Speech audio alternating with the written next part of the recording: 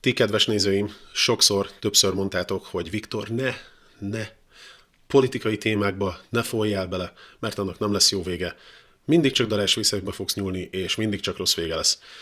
De sajnos nem lehet minden nap J-pop és K-pop reakció, nem lehet minden nap csak valami őrületes, nem tudom, felfordult hír, hanem néha tényleg ilyen dolgokról is kell beszélni, és ez a videó, ez egy nagyon durva témáról fog szólni, vagy nem is az, hogy durva téma, hanem ennek a csatornának valószínűleg nagyon-nagyon vagy jó lesz, vagy rossz lesz, vagy nem tudom, de biztos, hogy nem lesz egyszerű. A lényeg, hogy Magyarországon, ha jól tudom, akkor tegnap éjszaka, vagy valamelyik, mit tudom én, éjszaka kijött egy ilyen törvényjavaslat, aminek az a címe, hogy a közélet átláthatóságáról, és szerintem szinte biztos vagyok benne, hogy mindenki hallott róla, mert ugye most hatalmas nagy felhördülés van ezzel kapcsolatban ugye az országban, és nem tudom, független médiaszervezetek, vagy nem tudom pontosan ezeket hogy hívják, ha jól tudom, akkor tüntetést is szerveznek, vagy már volt is tüntetés, nem tudom pontosan. A lényeg, hogy én szeretnék beszélni egy kicsit erről az egészről, ugyanis nem feltétlenül biztos, hogy én is 100%-osan értem, és szeretnék tőletek megerősítést kapni ezzel kapcsolatban. Elmondanék egy-két dolgot, amit én gondolok tényleg erről az egészről. Nem feltétlenül mondanám, hogy ez az én véleményem, nyilván az én véleményem, de nem vagyok sem jogász, nem vagyok sem szakértő ebben az egészben, úgyhogy nem feltétlenül mondok majd olyat, ami tényleg egetrengető, de van egy-két dolog, amire tényleg úgy gondolom, hogy nem rossz, hogyha beszélgetünk róla, és mivel hogy nekem megadatott ez a helyzet, hogy én tudok hozzátok beszélni így a YouTube-on keresztül, így miért ne? Van egy dolog, amit előtte viszont szeretnék elmondani, az pedig az, hogy biztos vagyok benne, hogy nagyon sok olyan komment fog érkezni majd, amiben azt fogjátok mondani nekem, hogy nem Magyarországon élek, mit szólok bele, és ne foglalkozzak ezekkel a dolgokkal, foglalkozzak a japán dolgokkal, meg azért kaptam már ilyet az elmúlt pár évben. Erre hadd mondjak annyit, hogy szerintem úgy gondolom, hogy megillet engem is a vélemény és a beszéd joga, már csak azért is, mert én is Magyarországon születtem, pontosan ugyanúgy, mint ti. Én Magyarországon nevelkedtem fel, pontosan ugyanúgy, mint ti. A családomnak a 99%-a Magyarországon él, ugyanúgy, mint valószínűleg nektek, sőt, még lehet, hogy több is, lehet, hogy kevesebb.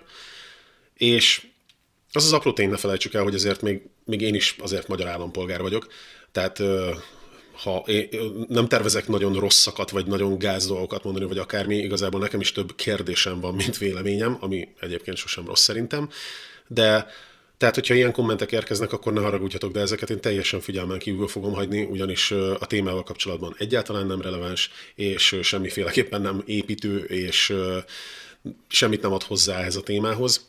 Arról nem is beszélve, hogyha ti, akik nézitek a csatornámat már régebb óta, nagyon sok véleményt megosztottatok Japánnal vagy Ázsiával kapcsolatban, tehát hogyha még csak nem is itt éltek, még csak nem is jártatok itt, és mindenkinek megadatik az a lehetőség, hogy beszéljen nyíltan és kultúráltan, barátságosan egy olyan országról, ahol még csak nem is volt, akkor nekem is hadd adasson meg ez a kis lehetőség, hogy én is elmondjam az én kis 5 filléremet erről a dologról. És semmiféleképpen nem szeretnék itt ellenségeskedés, meg ilyesmit, tudom, hogy valószínűleg ez nem lesz olyan békés és olyan idilli, mint ahogy én azt elképzelem, de minden esetre tényleg próbáljuk meg a másik embernek a véleményét is tiszteletben tartani, próbáljunk meg tartózkodni a nagyon sértő és negatív kommentektől egymással szemben, és mindenféleképpen próbáljunk meg a csúnya szavaktól valahogy egy kicsit elvonatkoztatni, próbáljunk meg szép magyar nyelven, ha már annyira tényleg mindenki próbál arra odafigyelni, hogy Magyarország egy jó ország legyen, akkor legalább kezdjük el itt, hogy szép magyar nyelven kommunikáljunk egymással. Na, akkor térjünk is a lényegre. Ez a törvényjavaslat, ha jól emlékszem, akkor egy ilyen 20-25 oldalas dokumentum. Nagyjából az egészet elolvastam, a végén már ezeket az apró ilyen kis kikötéseket, meg változtatásokat, meg ilyeneket, azokat nem olvastam el, de a lényegi részt azt elolvastam, és megpróbáltam megérteni az egészet, megértelmezni. Megmondom őszintén, hogy nem sok jogi szöveget olvasok, magyarul meg aztán meg főleg nem, de úgy gondolom, hogy eléggé észszerűen és érthetően van megírva, úgyhogy szerintem aki tényleg érdekel, és aki szeretne erről szintén véleményt mondani, annak nagyon ajánlom, hogy olvassál, mert nem egy olyan nagy történet, körülbelül egy 20-30 perc alatt el lehet olvasni ezt az egészet, és értelmezni. Aki nem akarja elolvasni, persze az sem gond, annak most így nagyjából el fogom mondani, hogy miről szól ez az egész, nem fogok nagyon részletekbe menni. Tehát az történik, hogy ha elfogadják ezt a törvényjavaslatot, mert egyébként erről még szó nem volt, hogy elfogadják vagy nem fogadják, főleg hogy vasárnap van. Arról szól ez az egész, hogy aki a javaslatot beadta, Halász János, egy fideszes képviselő, ő úgy gondolja, itt leírta egy ilyen rövid kis bevezetőben az elején, hogy mit jelent ez a közéletnek az átláthatósága, és ő szerinte nagyon sok olyan független médiaszervezet, vagy tök mindegy olyan szervezet van, ami Magyarországot negatív színben tünteti fel mondjuk külföld előtt, vagy mondjuk a magyarországi választási joggal rendelkező polgároknak így a véleményét próbálja befolyásolni, és mindezeket teszik külföldi támogatások segítségével vagy hatására. És azt gondolja, hogy ez nem jó, a magyar szuverenitást meg kell védeni, és fontos szem előtt tartani tényleg mindenkinek pártállástól függetlenül azt, hogy a Magyarországnak van egy alaptörvénye, és a magyar alaptörvényben foglaltatnak bizonyos dolgok, és ezt elvileg mindannyiunknak el kell fogadni, és képviselni kell, és fel kell vállalni, ugyanis mindannyian magyarok vagyunk. Ez egy szerintem, és szerintem ez egy nem is rossz dolog egyébként. Az már egy másik tészta, hogy az alaptörvényben biztos vannak olyanok, amit egyébként nem mindenki fogad el, és nem mindenki fogadott el, mert ezek nem egészen úgy lettek változtatva. Na de mindegy, folytassuk tovább. Tehát azt mondja, hogy szerintem vannak ilyen szervezetek, ami egészen biztos, hogy vannak, és hogy mi történik most ezekkel a szervezetekkel a javaslat alapján. Tehát a javaslatnak a készítője úgy gondolja, hogy a Magyar Szuverenitásvédelmi Hivatal, vagyis hát a Szuverenitásvédelmi Hivatalnak innentől kezdve lesz egy ilyen feladata, ami az lesz, hogy kicsit szemmel vételezi a médiát, és az olyan szervezeteket, akik olyanféle cikkeket jelentetnek meg, vagy kijelentéseket tesznek, vagy nem tudom, próbálnak olyan dolgokat sugallani az olvasóknak, nézőknek, hallgatóknak, amik sértik Magyarország szuverenitását, vagy veszélyeztetik Magyarország szuverenitását, azt szerintük egy ilyen listára kell venni, tehát regisztrálni kell, és a továbbiakban ezeknek a regisztrált szervezeteknek kötelessége lesz majd a pénzmosás elleni szervnek, ami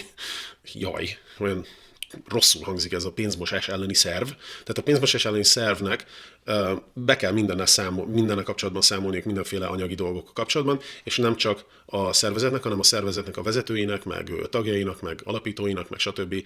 Szinte mindenkinek.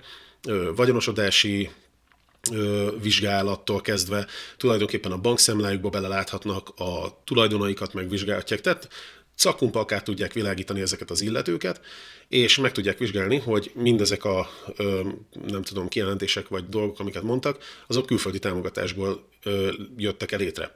Továbbá innentől kezdve a külföldi támogatás az cakkumpak nyista.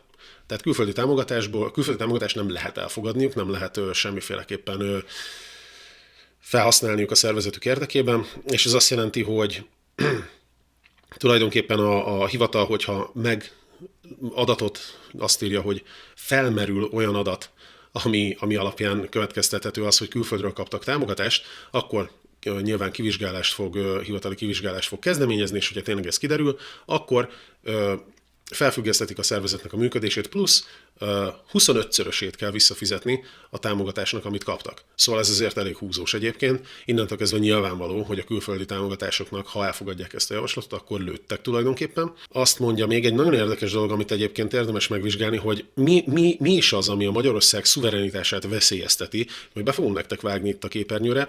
Azt írja, hogy az alaptörvény B cikk első bekezdésében, tehát, hogyha megnézzük a B cikk első bekezdését, Magyarország független, demokratikus jogállam. Tehát, hogyha valaki ezzel szemben állót állít, akkor az azt jelenti, hogy veszélyezteti Magyarország szuverenitását. Továbbá D cikke, Magyarország az egységes magyar nemzet összetartozását szem előtt tartva felelősséget visel a határain kívül élő magyarok sorsáért, elősegíti közösségeik fennmaradását és fejlődését, támogatja magyarságuk megőrzésére irányuló törekvéseiket, egyéni és közösségi jogaik érvényesítését, közösségi önkormányzataik létrehozását, a szülőföldön való boldogulásukat, valamint előmozdítja együttműködésüket egymással és Magyarországgal.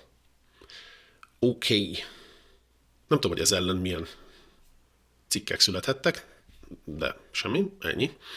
Aztán azt mondja, az L cikk első bekezdése, Magyarország védi a házasság intézményét, mint egy férfi és egy nő között önkéntes elhatározás alapján létrejött életközösséget, valamint a családot, mint a nemzet fennmaradásának alapját.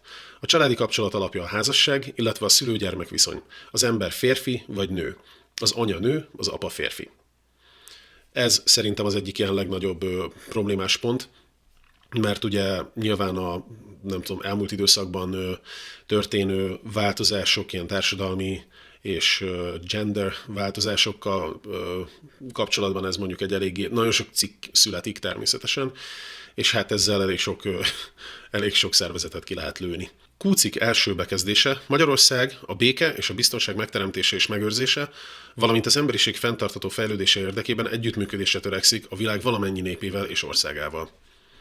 Igen, ez egyértelmű szerintem, hogy ez a jelenlegi orosz-ukrán helyzetre utalhat, mármint az alaptörvényben nyilván benne van, de hogy ebbe a törvényjavaslatba belevették, ez nyilván szerintem ezzel kapcsolatos. Valamint az R-cikk negyedik bekezdése, ami Magyarország alkotmányos önazonosságának és keresztény kultúrájának védelme az állam minden szervének kötelessége. Az alkotmányos önazonosság védelme érdekében sarkalatos törvénnyel létrehozott független szerv működik.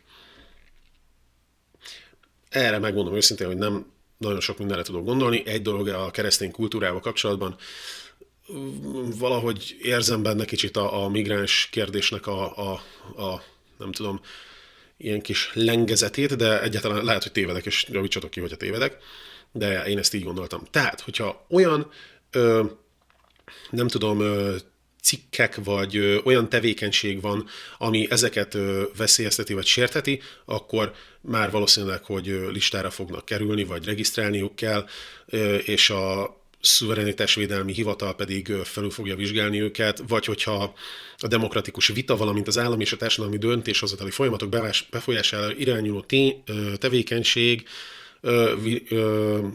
figyelhető meg, vagy a választói akarat befolyásolására irányuló tevékenység figyelhető meg, akkor szintén felkerülnek erre a regisztrációs listára, és akkor onnantól kezdve tulajdonképpen teljes mértékben átvilágíthatóak és megnézhetőek, hogy ezek, amiket ők írtak, ezek külföldi támogatásra történtek-e, vagy pedig teljesen csak így maguktól, ami nagyon-nagyon-nagyon leegyszerűsítve ennyi ez a törvényjavaslat, és szívesen elmondom tényleg azt, hogy én mit gondolok erről.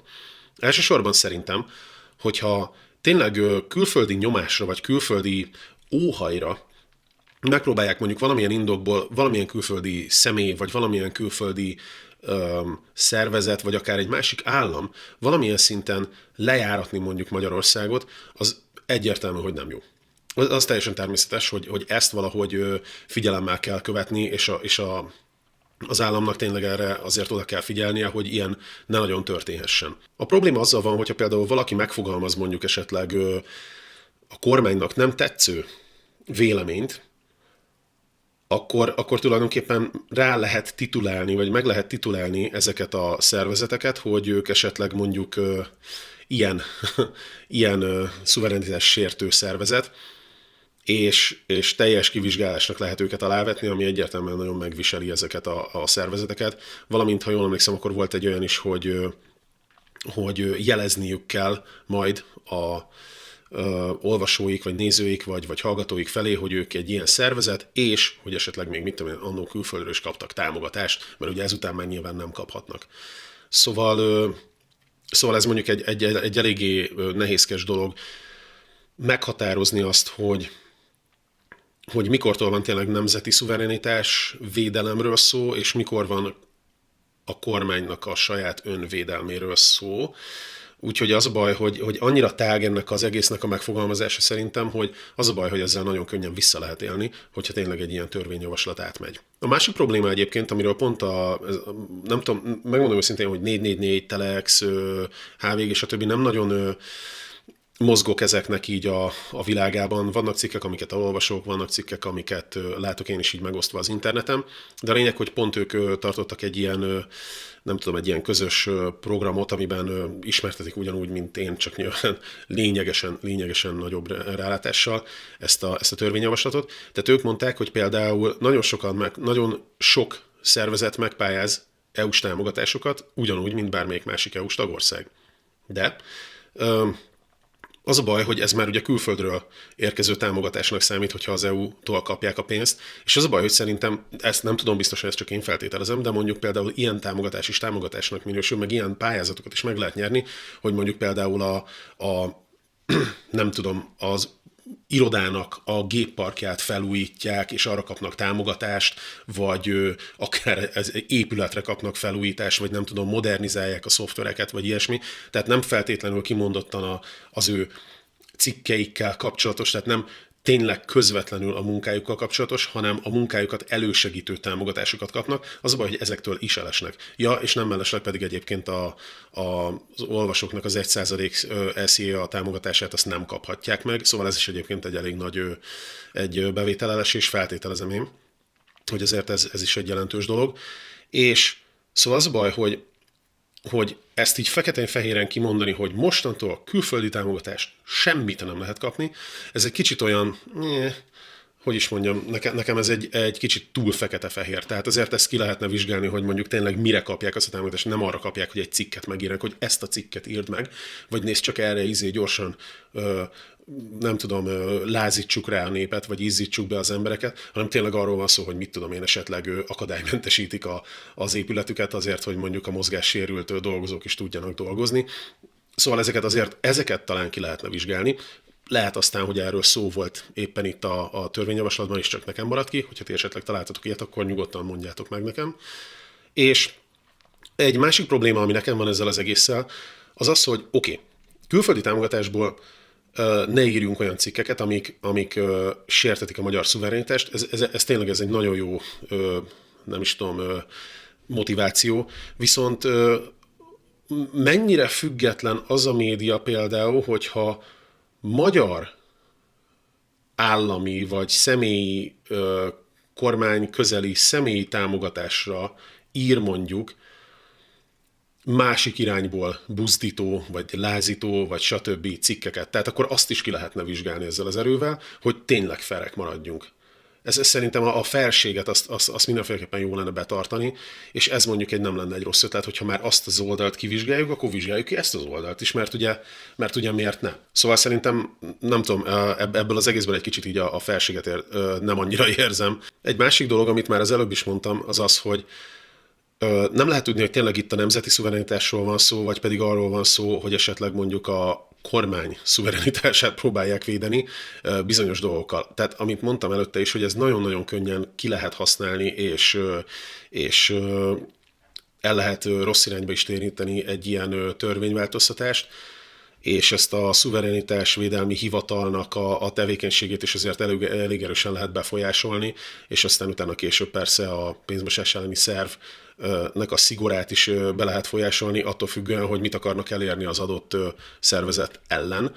És az a baj, hogy tényleg, hogyha ez így összejön, akkor egész egyszerűen ellehetetlenítenék. Tehát tulajdonképpen le tudják kapcsolni azokat a szervezeteket, amelyik nekik úgymond nem tetszik, hogyha tényleg ezt kihasználják ezt a törvényt, és az a baj, hogy ilyen szempontból meg tényleg sérülhet mondjuk a szólásszabadság, és ez már azért egy kicsit komolyabb probléma annál, hogy mondjuk nem kapnak, mit tudom én, támogatást arra, hogy új számítógépet vegyenek. A véleményem összességében tényleg annyi, összefoglalva, hogy szerintem a kezdeményezés az nem egy rossz dolog.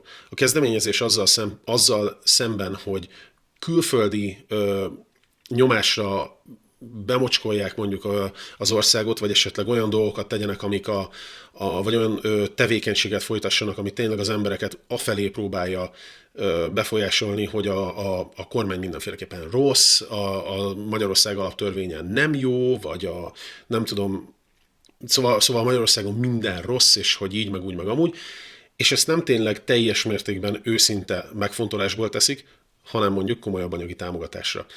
Ezzel egyetértek. Ez nem egy oké dolog. Hogyha valaki tényleg egyébként őszinte megfontolásból teszi, és elmondja ezeket a véleményét, arra azt mondom, hogy tegye. Az tényleg a saját maga szabadsága, de egyébként ezzel a törvénnyel nem fog változni, mert azt megteheti.